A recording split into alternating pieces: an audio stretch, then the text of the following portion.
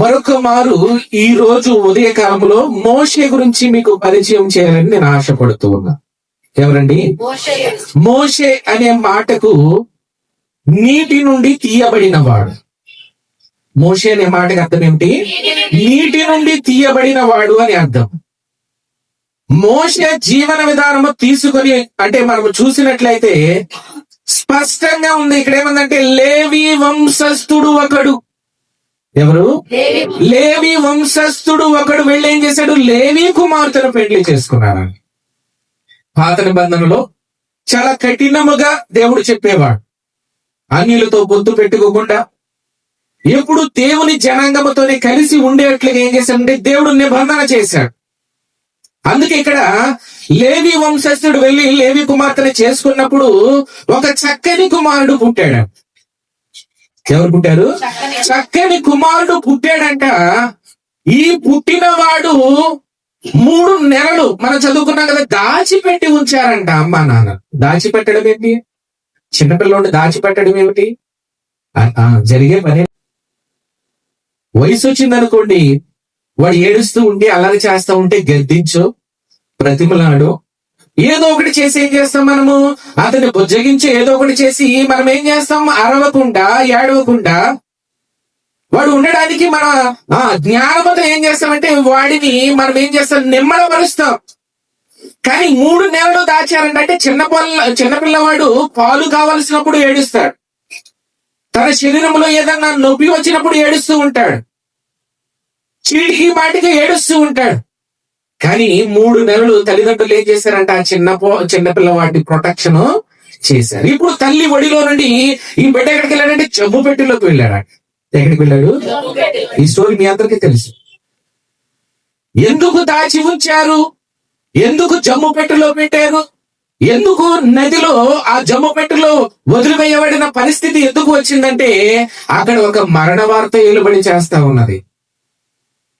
ఇక్కడ దేవుని జనాంగము, దేవుని బిడ్డలు విస్తరిస్తూ ఉన్నారని, దేవుని ప్రజలు బలము తెచ్చుకుంటూ ఉన్నారని, దేవుని బిడ్డల జీవితంలో ఆశ్చర్యము జరిగి వాళ్ళలో ఒక రాజు నిలబడతాడని అక్కడున్న ఫరో రాజు ఏం చేస్తున్నాడంటే ఎవరైతే దేవుని నమ్ముకున్నారో, ఎవరైతే ఇజ్రాయేలుగా ఉన్నారో వాళ్ళ మధ్య చిన్న పిల్లవాడు అంటే మగ పిల్లవాడు పుడితే వాడిని చంపాలని రాజు ఆజ్ఞ ఇచ్చాడండి.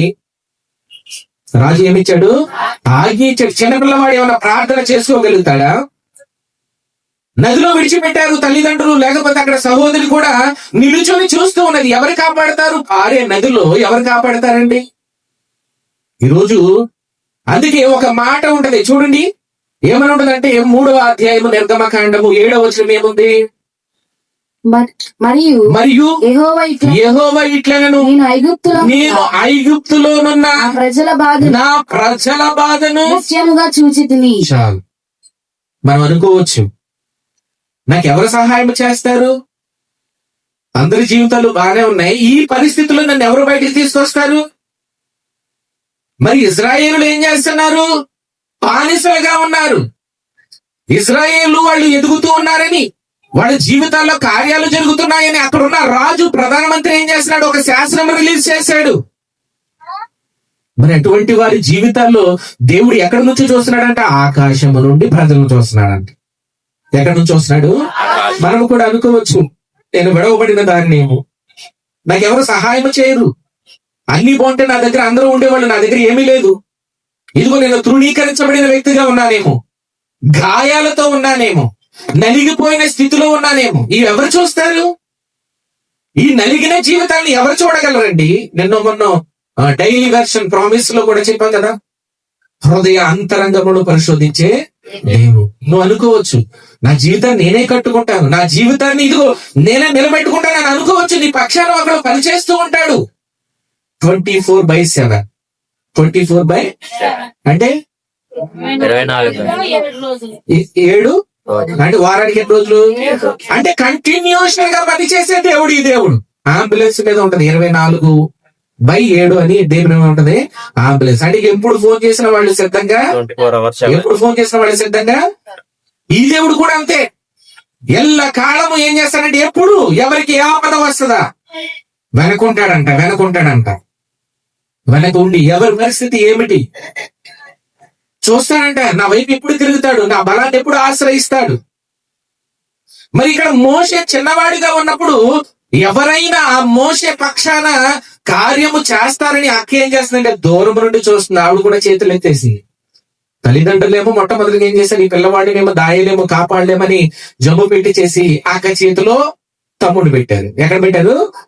అక్క చేతిలో నుండి ఈవిడ ఏం చేస్తుందంటే, అమ్మో నా చేతిలో ఉంటే ఇతను దేవుని బిడ్డ అని చంపేస్తారేమోనని ఈ బిడ్డ తీసుకుని వెళ్ళి ఏం చేస్తుంటే నైలు నదిలో వదిలేసి చూస్తా ఉందంట. చూడండి ఎంత పరిస్థితి ఎలా ఉందో. దేవుడు చెయ్యాలనుకుంటే ఇక్కడ చూడండి, చిన్నవారు ఉన్నారు, యవనస్తులు ఉన్నారు, వృద్ధులు ఉన్నారు, వయసు పైబడిన వారు ఉన్నారు. అందరి పక్షాన దేవుడికి ఒక ప్రణాళిక ఉన్నది. చిన్నపిల్లవాడు బాలుడుగా ఉన్నప్పుడు ఆయన వైపు తిరిగితే ఆయన ఏం చేయాలి, యవనస్తుడిగా ఉన్నప్పుడు ఆయన మీద ఆధారపడితే ఏం చేయాలి, వృద్ధులుగా ఉన్నప్పుడు ఆయన్ని ఆనుకొని ఉంటే ఆయన ఏం చేయాలి, అన్ని ఆయన ఏం చేశాడు, ఒక చిట్టా రెడీ చేసి వచ్చాడు.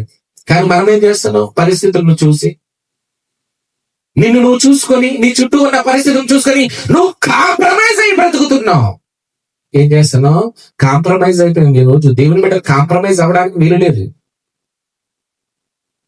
అందుకే యెషయా గ్రంథం 40వ అధ్యాయంలో ఉంటది. ఒకసారి తీద్దామా ఆ మాట, ఎందుకు దేవుడు గుర్తు చేశాడు. యెషయా గ్రంథము 40వ అధ్యాయము చివరి వచనములు ఒకసారి పేజ్ నెంబర్ తీసినట్లయితే, పేజ్ నంబర్ 600. 600 అండి, 600వ పేజ్ తీసినట్లయితే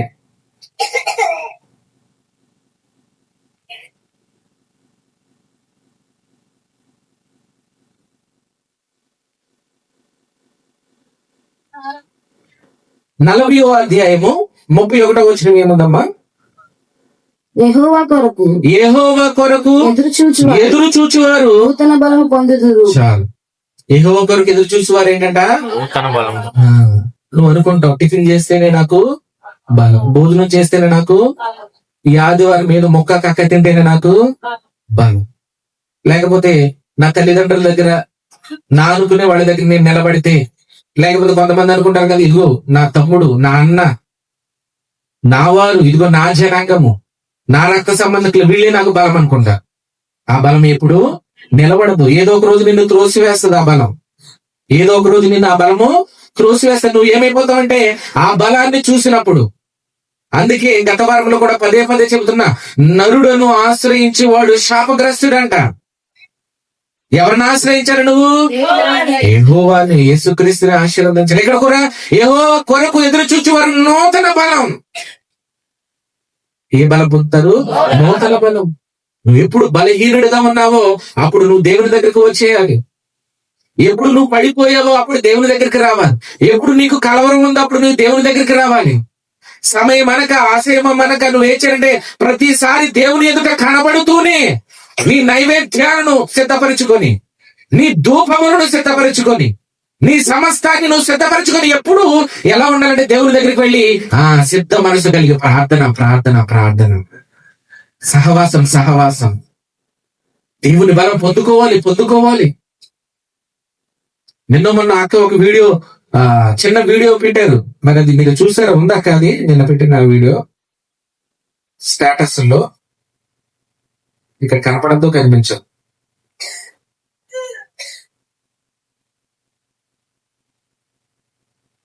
స్టేటస్ లేదన్నమాట.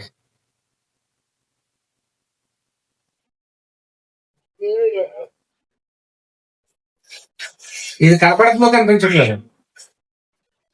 ఇది కనిపిస్తుందో కనిపించదు. ఒకసారి లైట్ లైట్ ల్యాంపా లైట్ ఇది కనిపిస్తుందో కనిపించదో ఒక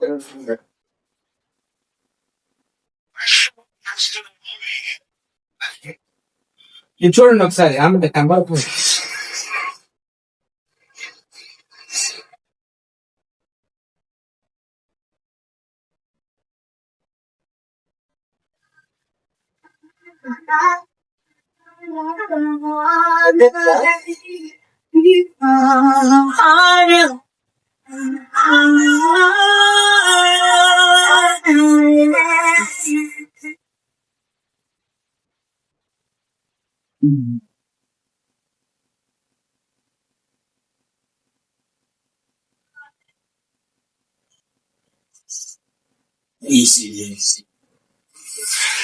అక్కడ చూసారా ఆయన బస్సులో ఉండి ఏం చేశాడు?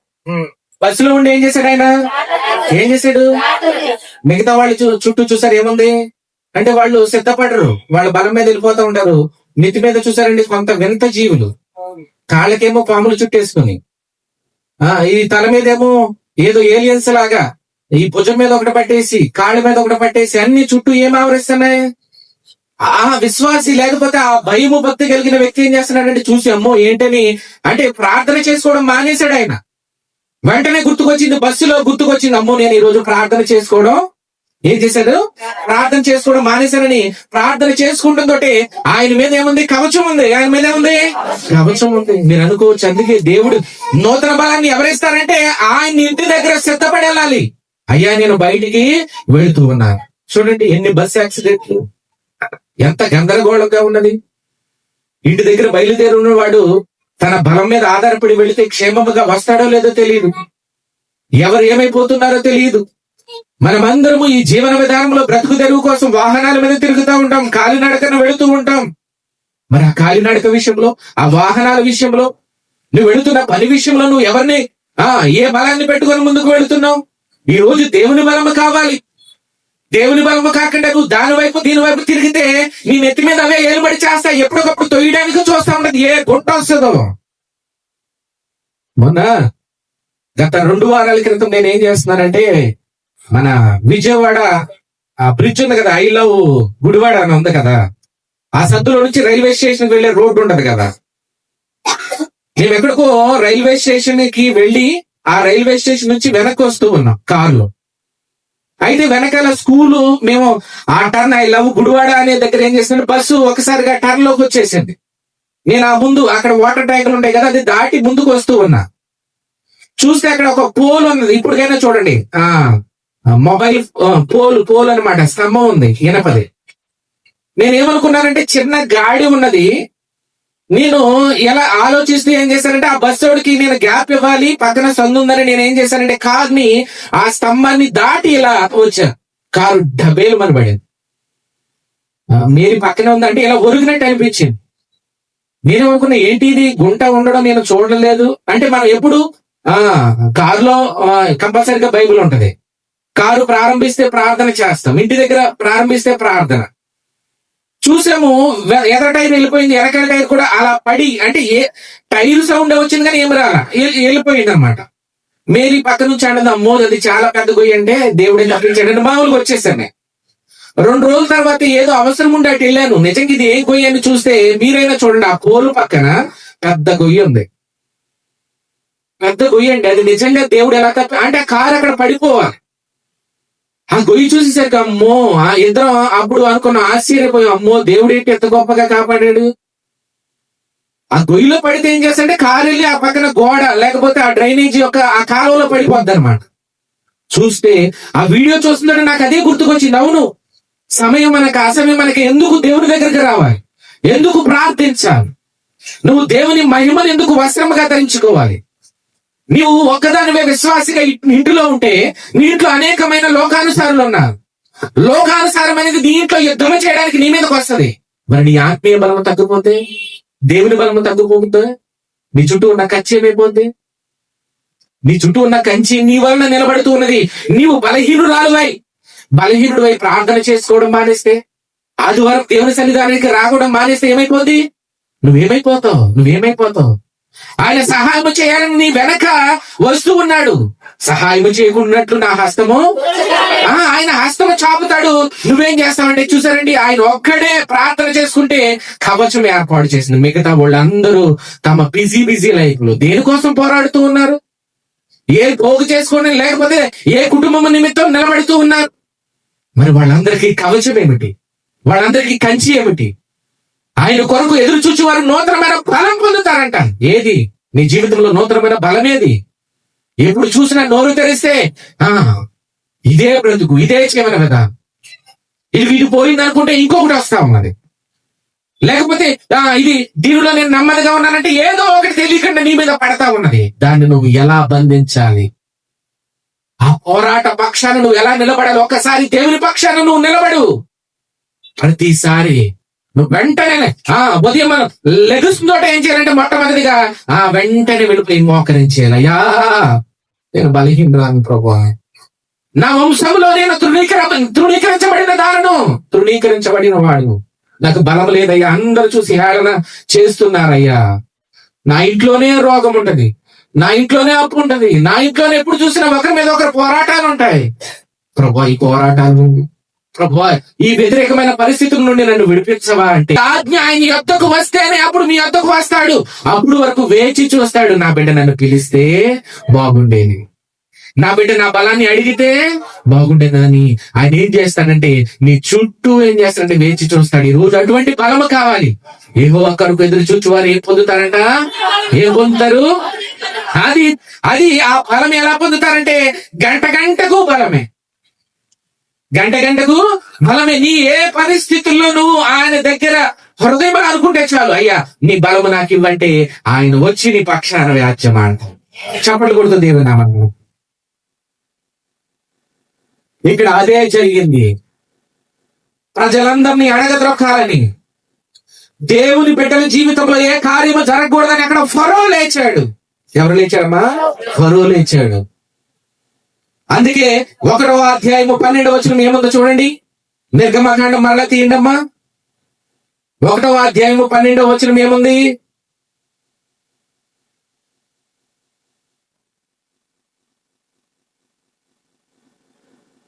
అయినను ఐగుప్తులు వారిని శ్రమ పెట్టిన కొలది వారు విస్తరించి, చాలండి. శ్రమ వస్తూ ఉన్నది. శ్రమ వల్ల నువ్వు బలహీనురాలు అవ్వు. శ్రమ వచ్చిందని నువ్వు వెనకడుగు వేయడానికి, శ్రమ వచ్చినప్పుడు నువ్వేం చేయాలి? దేవుని ఎదుట నిలబడాలి. శ్రమ వచ్చినప్పుడు ఏం చేయాలి? నీ రాకపోకల్లో ఆయన బలం పని చేయాలంటే నువ్వు ఇంటి దగ్గర మోకరించి ప్రార్థన చేసి బయటికి వెళ్ళాలి. ఇది అలవాటు చేసుకోనండి. అప్పుడు నీ భర్త అయినా, నీ బిడ్డలైనా, నువ్వైనా ఎంత క్షేమముగా ఇంటి దగ్గరకు బయలుదేరావో అంతే క్షేమముగా తిరిగి ఇంటికి రాబోతూ ఉన్నావు. ఏవో ఒకరికి ఎదురు చూచి వారు ఏం పొందుతారంట? నూతనమైన బలం పొందుతారంట. శ్రమ వచ్చింది అది నిన్ను బలపరచడానికే, శ్రమ వచ్చింది అది దేవుని దగ్గరకు తీసుకురాగలడానికే. నీ ఇంట్లో వ్యతిరేకమైన పరిస్థితులు రేగుతూ ఉన్నాయి, దేవుని బలాన్ని పొందుకోగలడానికే. అంతేగాని నువ్వు ఆ శ్రమల వైపు చూడకు. ఏమా, దేని వైపు చూడకూడదు? ఎవరి వైపు చూడాలి? దేవుని వైపు చూడాలి. ఆయన ఆశ్రయించిన వారట ఎప్పుడు నీటి కాలువల నాటబడిన ఎలా ఉంటాడంట? పచ్చని చెట్టు వలె ఉంటాడంట. ఏది మన జీవితంలో పచ్చదనం? ఏది అంటే పచ్చదనం అంటే సంతోషం, పచ్చదనం అంటే సంతృప్తి, అంటే సమృద్ధి కలిగిన జీవితం. ఈ రోజు అది ఇవ్వాలని ఆశపడుతూ ఉన్నాడు. దానికి తగ్గట్లుగా నువ్వు దేవుని దగ్గర మోకరిస్తే దేవుడు ఆశ్చర్యము చేస్తాడు. చప్పట్లు కొడుతూ దేవుని నామాన్ని. రియల్ గా జరిగిన ఒక చిన్న స్టోరీ గురించి మీకు చెప్పి మనం ఆరాధన క్రమంలో ముందుకు వెళదాం. ఒక పట్టణంలో ఇద్దరు వ్యక్తులు ఉన్నారు. ఒక పట్టణంలో ఇద్దరు వ్యక్తులు ఉన్నారు. వారి ఇరువురికి పొలాలు ఉన్నాయి. ఒకడు ధనవంతుడు, ఒకడు పేదవాడు. ఒకడు ధనవంతుడు.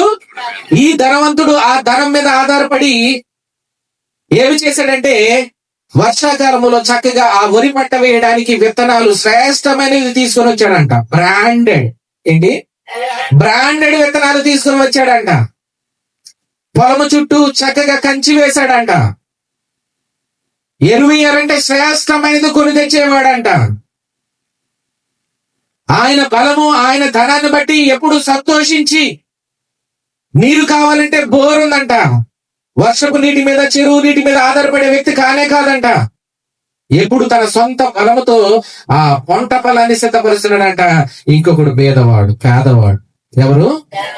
ఇతనికి తెలిసిందల్లా ఒకటే, ఉన్న ఆ స్థలాన్ని బట్టి ఎప్పుడు కృతజ్ఞతాస్తుతులు చెల్లించేవాడంట. అయ్యా, గతించిన సంవత్సరంలో పంటలేదు, అయినా మరొకసారి నేను బలము తెచ్చుకుంటూ ఉన్నా.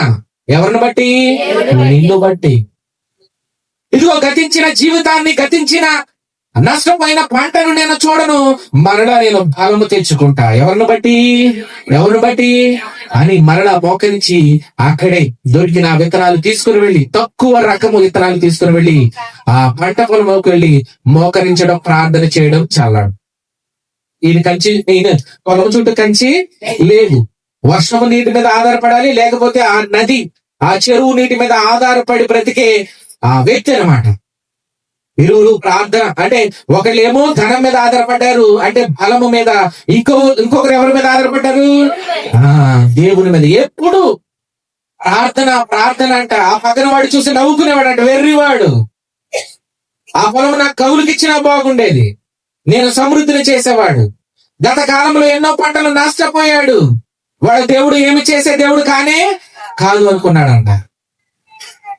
ఈయన ప్రార్థన చేసుకునే ప్రతీది, పంట మొదలు, చేలు కోచేది మొదలు, కుప్ప వేసేది మొదలు, కూలి పని, ధనం ఇచ్చేది మొదలు, అన్ని విషయంలో దేవుని ముందు పెట్టుకొని నడిచాడంట. ఇరువురు కుప్ప వేస్తారు కదా, కుప్పేన అనేది వేశారంట. ఈయనేమో చూడడానికి ధనవంతుడు కుప్ప, మరి హైబ్రిడ్ బ్రాండెడ్ తెచ్చాడు కదా, ఏపుగా ఉందంట. ఎదురు వేకరం పొలాలి. ఈయన చూస్తే సన్న బియ్యం, చిన్నగానే ఉందంట కుప్ప. ఈ కుప్పకి 3 అంతలు ఈ ధనవంతుడు కుప్ప ఉందంట. ఈయన అనుకున్నాడంట, నా బలమా, నా ధనమా, నా జ్ఞానమా అని అనుకుంటున్నాడంట. చివరిగా వీరిరువురు ఆ కుప్పని నూర్చారంట. చూస్తే ఈయనకంట ఎకరానికి 45 బస్తాలు వచ్చినాయంట. ఇన్ని చూడడానికి చిన్నగానే 2 చేపలు. ఇతను నూర్చాడంట. అతనితో 45 వస్తే 3 రెట్లు. ఎంతంట? 3 రెట్లు. అందరిని పిలిచాడంట, బస్తాలు రెడీ చేసుకున్నాడంట. ఇదిగో వాళ్ళకి ఒక 15 మంది కూలోళ్ళు వచ్చారు, కుదరదు, నాకు ఎంత 45 మంది రావాలి, లేకపోతే 35 మంది రావాలని అందరిని కూర్చుకున్నాడంట.